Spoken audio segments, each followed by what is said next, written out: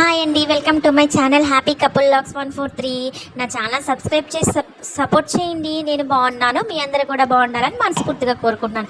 ఈ వీడియో వచ్చేసరికి ఏంటంటే నా స్టైల్లో నాటుకోడి రెండు రకాలుగా గోంగూర నాటుకోడి అండ్ దెన్ మామూలుగా కర్రీ ఎట్లా చేస్తాననేది వీడియోలో చూపించేస్తాను. ఇంకెందుకు ఆలస్యం చూసేయండి. చక్కగా పొడి మసాలాకైతే ముందు మిక్సీలో చక్కగా లవంగాలు, 4 మిరియాలు, దాల్చిన చెక్క, బిర్యానీ ఆకు, గసగసాలు అండ్ దెన్ ధనియాలు, కొంచెం డైజెషన్ కోసం సోంపు అయితే వేసుకున్నాను. అండ్ దెన్ సాజీరా కూడా వేసుకున్నాను. ఆ తర్వాత చక్కగా యాలక్కాయలు కూడా వేసుకున్నాను. అండ్ దెన్ ధనియాలు కూడా వేసుకున్నాను. చక్కగా ధనియాల తర్వాత జీలకర్ర కూడా వేసేసుకుని నేను చక్కగా దాన్ని మిక్సీ అయితే వేసేసుకుని నేను చక్కగా పొడి మసాలా అయితే పక్కన పెట్టేసుకుని తర్వాత అల్లం వెల్లుల్లి పేస్ట్ కోసం అయితే అల్లాన్ని నేను చిన్న చిన్న పీసెస్ అయితే క్లీన్ చేసుకుని చక్కగా చిన్న చిన్న పీసెస్ కట్ చేసుకుని అల్లం వెల్లుల్లి కూడా చక్కగా మిక్సీ వేసుకుని పక్కన పెట్టేసుకున్నాను. ముందే నేను ఆనియన్స్, పచ్చిమిరకాయలు ఒక పావు గంట వాటర్లో క్లీన్ చేసేసి వాటర్లో ఉంచేసి అయితే పక్కన పెట్టేసుకున్నాను.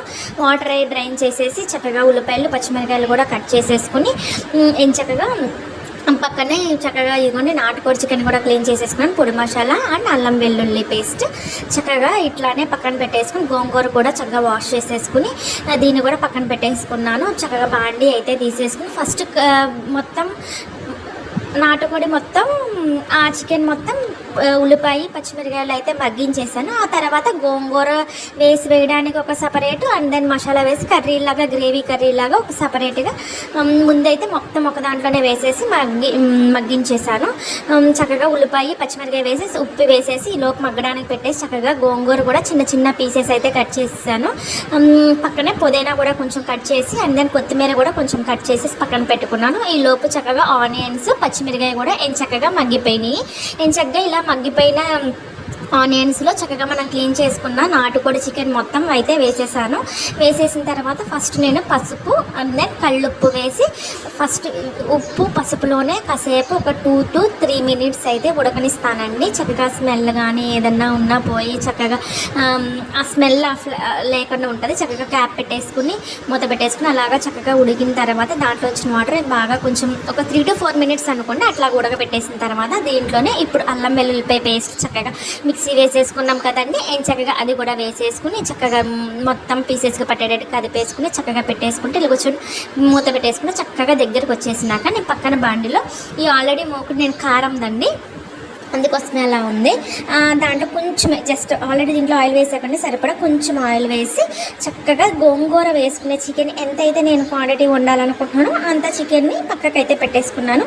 ఈ మిగిలిన చికెన్ ఉన్నది కదండి చక్కగా దాంట్లో కారం అయితే వేసేసుకుని చక్కగా పీసెస్కి పట్టేటట్టు మిక్స్ చేసేసుకుని కొంచెం వాటర్ అయితే వేసుకున్నాను. ఎక్కువ కాదు, జస్ట్ కొంచెం వాటర్ అయితే వేసేసుకుని చక్కగా అది కూడా మిక్స్ చేసేసుకున్నాను. ఈలోపు క్యాప్ పెట్టేసి పక్కన పెట్టుకున్నాను కారం అది పడడానికి. ఇటువైపు నేను ఆల్రెడీ గోంగూర కోసం కొంచెం చికెన్ తీసాను కదండి దాంట్లో చక్కగా గోంగూర కూడా వేసేసుకుని చక్కగా మూత పెట్టేసుకుని చక్కగా మగ్గిపోయే వరకు అది పక్కన పెట్టేస్తున్నాను. ఈ టైప్ కర్రీ వచ్చేసరికి చక్కగా పుదీనా ఉంది కదండి క్లీన్ చేసి కట్ చేసుకుంది అది కూడా వేసేసి చక్కగా పొడి మసాలా కొట్టుకున్నా కదండి అది కూడా వేసేసి చక్కగా మిక్స్ చేసేసుకుని కొంచెం ఆ గ్రేవీ దగ్గరికి వచ్చే వరకు మూత అయితే పెట్టేసుకున్నాను. ఇదో పక్కన అవుతుంది.